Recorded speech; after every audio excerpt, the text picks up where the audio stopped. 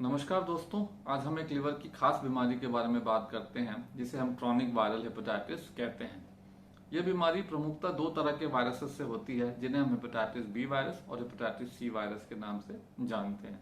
एक बार ये वायरस अगर हमारे शरीर में प्रवेश करता है तो फिर जो लिवर के जो सेल्स हैं, जो कोशिकाएं हैं, उनमें ये सूजन पैदा करता है जिसे हम इन्फ्लेमेशन कहते हैं।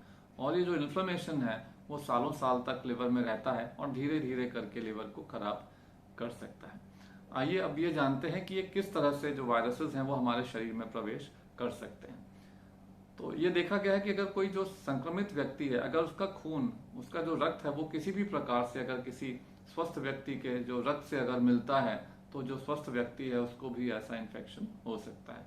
उदाहरण के लिए अगर कोई गर्भवती महिला है, उसकी जब डिलीवरी होती है तब भी ये इन्फेक्शन उसके जो नवजात शिशु है उसको हो सकता है। पति पत्नी के अगर जो यौन संबंध है उसमें अगर किसी एक को इन्फेक्शन है तो दूसरे को भी इन्फेक्शन हो सकता है। इसी प्रकार से घर में अगर कोई एक व्यक्ति है जिसको संक्रमण है और उसको अगर कहीं कट लगा है और वो जो ब्लड है वो किसी घर के किसी और व्यक्ति के खुले घाव में अगर लगता है तो जो घर का स्वस्थ व्यक्ति है उसको भी ऐसा इन्फेक्शन हो सकता है। ये देखा गया है कि कई लोग जो है वो सुई का नशा करते हैं, सिरिंज और नीडल से ड्रग्स लेते हैं और एक ही जो नीडल है उसी को सब लोग शेयर करते हैं, तो भी एक बंदे से दूसरे व्यक्ति को इन्फेक्शन हो सकता है। ग्रामीण जो क्षेत्र है वहां पर ये देखा गया है कि एक ही जो निडल है उससे कई लोगों के कान है वो छेदे जाते हैं, ईयर पियर्सिंग करते हैं या फिर जो है वो टैटू बनवाते हैं, तो इससे भी इन्फेक्शन एक व्यक्ति से दूसरे व्यक्ति में फैल सकता है। जैसा मैंने बताया कि इसमें जो इन्फ्लेमेशन है वो बहुत ही धीरे धीरे कई सालों तक होता है और धीरे धीरे करके लिवर खराब होता है। इसलिए शुरुआती जो कई साल होते हैं मरीज बिल्कुल स्वस्थ रहता है, उसे किसी तरह के कोई लक्षण नहीं आते। लक्षण तब आते हैं जब लिवर पूरी तरह से खराब हो चुका होता है और उसके बाद जब वो फेल होने लगता है। तो ये लक्षण जो होते हैं वो मेनली होते हैं पीलिया के लक्षण, और या फिर पेट में पानी आ जाता है, या धीरे धीरे करके मरीज है उसको कई बार बेहोशी की भी अवस्था होती है, या फिर इंटरनल ब्लीडिंग भी मरीज को हो सकती है।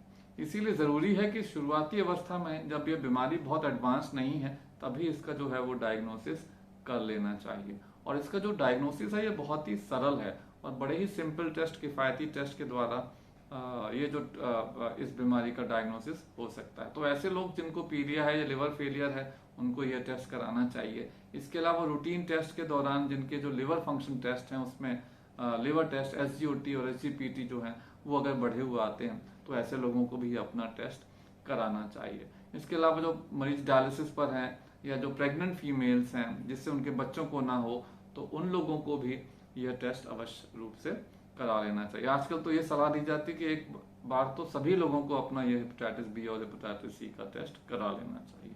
अगर हम इसके इलाज की बात करें तो शुरुआती अवस्था में इसका इलाज जो है वो एंटीवायरल ड्रग्स के द्वारा 100% संभव है। हेपेटाइटिस सी के जो एंटीवायरल ड्रग्स हैं वो तो सिर्फ 3 से 6 महीने में ही रोग को पूर्णतः खत्म कर सकते हैं, परंतु हेपेटाइटिस बी की जो एंटीवायरल ड्रग्स हैं आमतौर पे उनको लाइफ लॉन्ग लेना पड़ता है, पर उनका भी जो कंट्रोल है वो बहुत अच्छा होता है। इन दवाइयों से कई लोगों का जो एडवांस लिवर फेलियर है वो भी ठीक हो जाता है, परंतु इलाज के बाद भी कुछ लोगों की या तो मृत्यु भी हो सकती है या फिर कई लोगों को लिवर ट्रांसप्लांट भी करवाना पड़ता है।